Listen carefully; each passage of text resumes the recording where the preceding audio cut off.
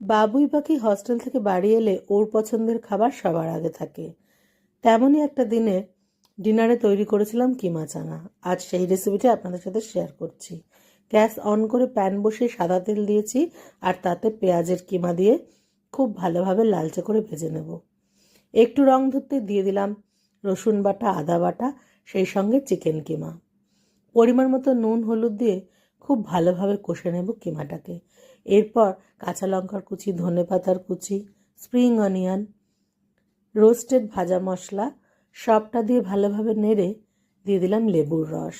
এরপর সেদ্ধ করে রাখা চানা এতে দিয়ে টমেটোর কুচি দিয়ে ভালোভাবে কষে জল দিলাম সেদ্ধ হওয়ার মতো। ঘন হয়ে এলে কাসুরি মেথি, গরম মশলা ছড়িয়ে নামিয়ে নিয়েছি কিমা চানা। সাথে ছিল হাতে গড়া গরম গরম ফুলকো রুটি, সেই সঙ্গে পেঁয়াজ আর পাতিলেবু।